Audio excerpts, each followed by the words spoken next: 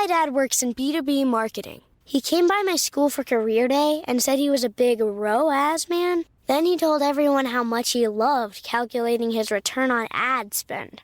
My friends still laugh at me to this day. Not everyone gets B2B, but with LinkedIn, you'll be able to reach people who do. Get a $100 credit on your next ad campaign. Go to linkedin.com/results to claim your credit. That's linkedin.com/results. Terms and conditions apply. LinkedIn, the place to be, to be. We acknowledge the traditional owners of country throughout Australia and recognise their continuing connection to land, waters and culture. We pay our respects to their elders past, present and emerging.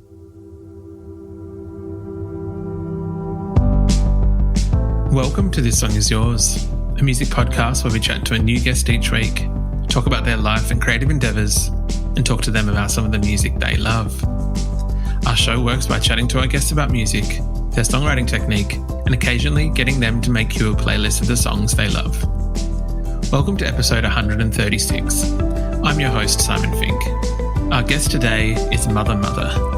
The indie rock band from Canada recently released the deluxe version of their 8th studio record, entitled Inside.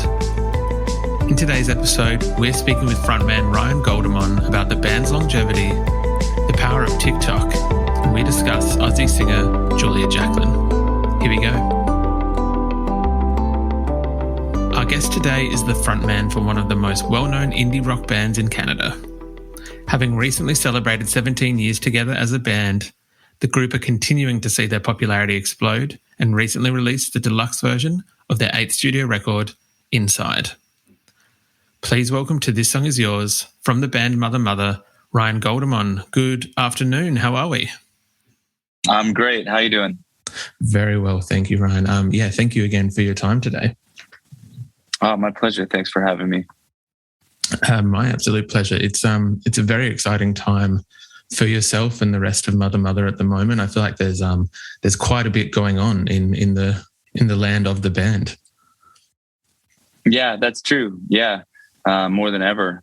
Lots of new music, lots of touring, lots of creativity in the air. It's a really great time for us. At the moment, the band is celebrating. You've recently released the deluxe version of your most recent studio record, Inside, which has definitely kind of struck a new nerve, I would say, in terms of fans and people around the world kind of resonating with it. What's that feeling been like, seeing this kind of album take on a new life of its own? It's lovely. You know, it's nice to live in a time where the album cycle doesn't exhaust itself so quickly. You can, kind of pepper the cycle with new music and keep breathing life into it. And we were very happy with this sort of extension batch of songs that made up the deluxe. Hayloft 2, very exciting release. And it's always what you want, to feel passionate about what you do and then share it and to feel that passion reciprocated. So, yeah, we couldn't be happier. Yeah, of course. I imagine that for yourselves, Mother Mother aren't, another kind of, not that Mother Mother aren't a overnight kind of sensation, anything like that. You guys have kind of been like slogging it out, like doing like the hard yards as a band since I think 2005 or so. Yeah, correct. Yeah, I think this year, 2022, is our 17th year as a band. And I think this week is the 15th anniversary of our official first album. So yeah, we've been at it for a while.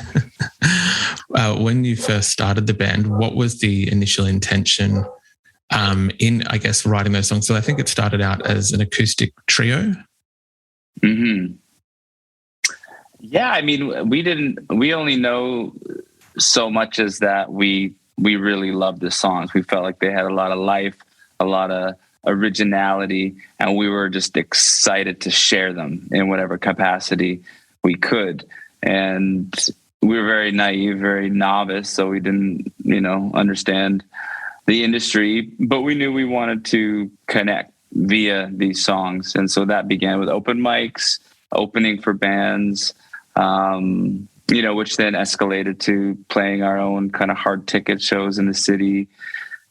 And then that escalated to going on our own little mini tours in Canada. And, whatever we did, wherever we went, it seemed like whether it was, large or small, people were connecting with the sound. And that just kind of propelled us along the way. I can very much kind of understand. I feel that when listening to some of the band's earlier work, there is like actually, it's still what I was very impressed with when kind of covering the discography of the band was that you guys still seem to have an energy about you and about the music that doesn't seem to have kind of waned over those 15 to 17 years or so. In that it still sounds like there's still a fire in the band, and there's still like kind of bit of that drive that you guys really do enjoy making the kind of music that you make. Yeah, that's true. Like the creative process still is very enrapturing to me in the band. I find songwriting just as compelling and torturing and exciting as it's always been. Yeah, of course. The new record was Inside was being recorded in the middle, I believe, of about 2020 when some of your older songs from I believe it's Oh My Love from 2008 kind of hit it big on TikTok, if you will, or kind of had a bit of resurgence. What was that experience like, especially because these songs have been out in the public stratosphere for, a number of years, and then they've just kind of come back around? It was very bizarre. It felt kind of magical and very unexpected. And as we ascertained what was going on, it was almost as though we were kind of looking in on an alternate reality, via TikTok, which was an environment that we were foreign to. And, these are songs that you move on from, you almost kind of forget because they're over a decade old. And here they are living and breathing in the current moment and very much new to all these people. And that made it new to us again. That kind of rekindled the relationship with this new music, with this old music. So it was kind of like a lot of nostalgia, a lot of remembering, like, oh yeah, that was great. Oh yeah, like we did do something special. So it was a very special time to walk into this strange gift, from the universe. Of course. I imagine like when you are in the studio for a new record and something like this kind of happens where like a number of tracks from your previous work kind of blow up, is there an element of, pardon my language, but is there an element of like, oh shit, we should revisit that, or we were ahead of our time, or anything like that? Well, like we were lucky that the album that we were making, that process was ignorant to the success that was happening on TikTok. And so, it was unpolluted by that pressure.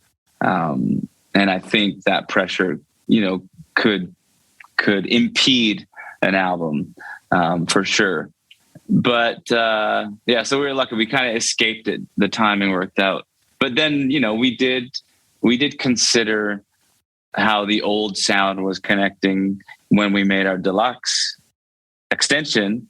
And certainly that fueled the creativity, but not in a way where we were trying to recreate or we were worried that, we didn't have it anymore. It was like we were granted permission to kind of go down the portal of nostalgia and recall an old aesthetic, and to see if, we could bring it into the here and the now. It was nothing but a fun and exciting creative proposition to try to pay homage to the old days with writing some new songs in that vein. Yeah, of course. I imagine that it is quite an interesting experience. I know on the deluxe version there is Hayloft 2, which is kind of like I don't want to say a sequel, like a connection to a previous track on one of those earlier records.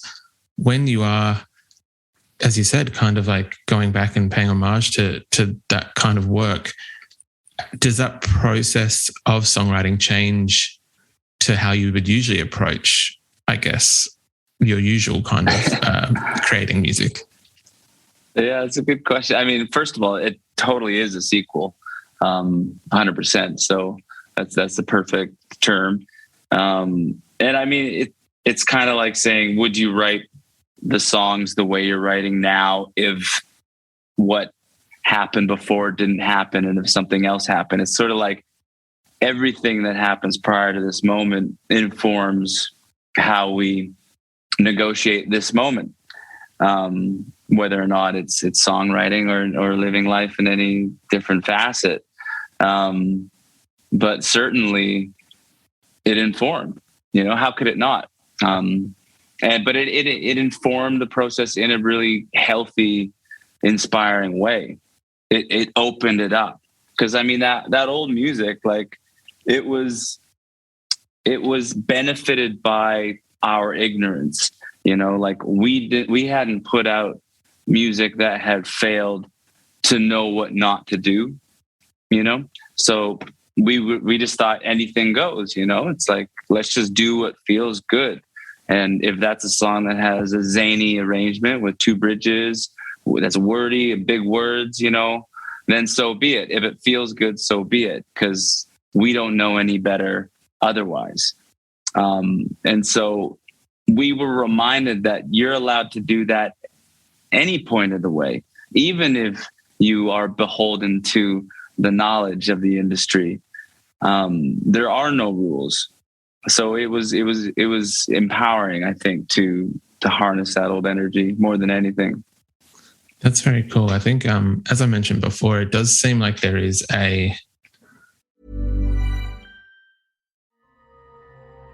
The most powerful designer drugs are the digital ones we use daily.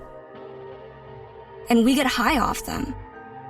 One touch, tap, like, scroll at a time. Just like tech creators want us to. Use digital without digital using you. Learn more at sync.ithra.com. Millions of people have lost weight with personalized plans from Noom. Like Evan, who can't stand salads and still lost 50 pounds. Salads generally for most people are the easy button, right? For me, that wasn't an option. I never really was a salad guy. That's just not who I am. But Noom worked for me. Get your personalized plan today at Noom.com. Real Noom user compensated to provide their story. In 4 weeks, the typical Noom user can expect to lose 1 to 2 pounds per week. Individual results may vary. For lack of a better term, a fire within the band that doesn't seem, I feel like some bands that are together for more than 10 or 15 years, that you can kind of see not a slump, I feel like that's insulting, but, like a decline. And I feel like that fire hasn't been lost within Mother. The music is still kind of the same energy, of the same spirituality in a way almost. But the band has been, I believe that you were meant to be in Europe at the moment, but I know that you have been kind of on tour over the last number of months, if I'm correct. Yeah, we had to move our European dates. Still working on that, but we were just in America touring all across that country. Which was great. Yeah, what was it like being especially after the last 2 years? And I know some of the bands and artists we've spoken with in Canada has spoken about lockdowns and things like that. What was it like finally being able to play some shows? It was crazy on so many different levels. It was just weird to be out there in the world, transient, interacting with all this human energy after 2 years of this caution around cross-pollination. And so that was just kind of weird, but also exciting. And then, these new fans that we were playing to were so young. It was like, 1,000, mostly teenagers every night who had never seen the band for the first time. And, up until that point, we had gotten used to going to different markets and building a rapport, a relationship with existing fans that, show after show, year after year, they would come back and that relationship would deepen. And this was like initiation. This was like the first impression every night. It was just so foreign for us to kind of undergo that new energetic exchange with a brand new audience, which, kept us on our toes. It was like we really had to deliver and make it worth their ticket that they took a chance on, not having seen the band before. 100%. I was going to ask, because for a few bands we've found, and a number of these have been newer bands or like up and coming bands where they've had a smaller audience, and then throughout the pandemic, the audience has grown. And then when they've been able to play shows, it's a different audience. And I imagine for yourselves, already being a big established band and then having that extra kind of kick, it's a whole different ball game of when you return to the stage. Yeah, it is. It has been. It's like the demographics different. Everybody is seeing the band for the first time. We would ask the question at one point of the show, who here's checking this out for the first time? And like, it just looked like every hand in the venue went up. That wasn't the case. Then we would say like, who here is coming back? And, there'd be like 4 hands, and it's like, this is wild. So yeah, it's a whole new ball game, but we're just so lucky like that this has happened, and it's given us the opportunity to kind of, like get better and to rise to the occasion and to hone our craft. 100%. I know that we've just discussed that the Europe tour had to be pushed for whatever reason it may have been. And I know that you guys do have a bit of a full dance card throughout the year, but can we expect to see Mother possibly down in Australia at any point? Yeah, for sure. I mean, it seems like there's some fans in Australia, and we want to go to wherever anybody is listening to us. So that's definitely in our sights, and hopefully sooner than later. That's awesome to hear. That's very exciting. I think there are quite a few fans here in Australia, and I wonder for you guys, with that newfound re-emergence of people jumping on board with the band, is it kind of wild to find that after however many years you guys still can be, I don't want to say shocked, but like that there's still that element of, cool, we're still covering new ground. We're still like, I guess, does it give you that same rush that it did maybe a number of years ago? Well, it's different, right? Because we're older, and so it's a different thrill. It's better in a way because, we kind of thought that maybe connecting internationally was, something that wasn't going to happen after all these years. It's like, you slog it out, as you say, for 15 years and you go, okay, we didn't really penetrate the world. We've done well in Canada. We have some fans in America, and we can go to like London, and play to 200 people. That's cool. But, it didn't really happen. And so you kind of let go of that fate, and you kind of move on with your imagination, and then all of a sudden you're given that after you've let it go. And so that's better because in the process of letting go, you realize you don't need it. You don't need any, you just need to be healthy and alive and here and kind of spending your day as best you can. But when you're young, you kind of like thirst for it. It's like you think you need it. You think you need so much that you don't. And so I guess I think it's better that it's happening, say now, after we let go of the idea, versus when we were young and thirsting after the idea. That's very cool. I can appreciate that. I think that's very fair. With Inside, we do have the deluxe edition out now, as we've said. I imagine that as you know, the pandemic kind of keeps. It does seem like there's a light at the end at the moment. Touch wood, but obviously with peaks and flows, people still have kind of been inside and doing whatever. Can we expect any new music from the band possibly this year or maybe next year? Yeah, you can. Yeah, this whole thing seems to have ignited a lot of creativity. And, you know, I got a little studio, and it's pretty easy to like conceive of something, lay it down, and then now distribute in a speedy fashion. It's so cool how the modern day has given us that expedited gift with creation and technology. So yeah, for sure. That's very exciting. I think I do agree with you on that last point, that one maybe silver lining of the pandemic was that we were forced to try new and different ways to kind of connect with one another, and it has sped up the technology to be able to facilitate new music, or even things like this where we can talk to one another. Totally. Ryan, usually we would ask our guests what they're currently listening to, whether there's a album or a single, EP, whatever it may be, that's kind of taking your fancy at the moment. Yeah. Okay. A band called Turnstile, which I think British band. I believe so. Yeah, kind of like, I don't know, hardcore or something. A little heavier, kind of punkier, super awesome. I was just listening to this beautiful instrumental album. What was it? What's it called?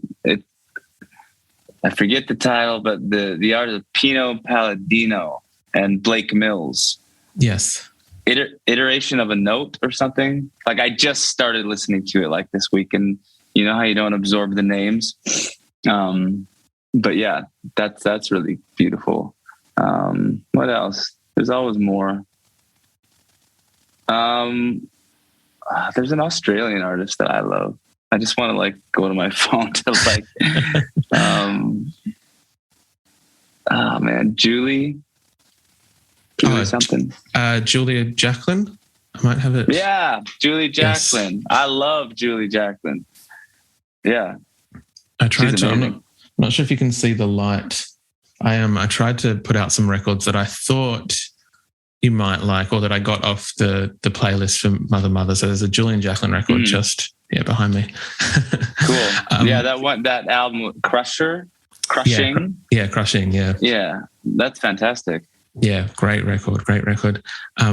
Ryan, thank you very much for your time today. I do appreciate it.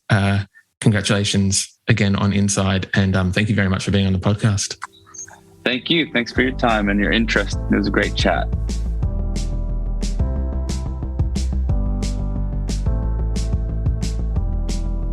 And that's our show. A massive thank you to Ryan Golderman and Mother for their time. Inside, the deluxe version, is out now, and we've left links in the show notes if you'd like to stream the record or catch them on their American tour. We also want to give a huge shout out to Emilie at Warner Music Australia and Rick at Warner Records in the US for both helping out with today's interview. If you like this show, please subscribe wherever you get your pods and stay up to date when new episodes are released. We release new shows each Wednesday and Friday morning, and we now have a Patreon, which you can find within the show notes of this episode. You can follow the playlist profile on Spotify, and you can follow us on Instagram, Facebook, and TikTok. Until next week, cheers.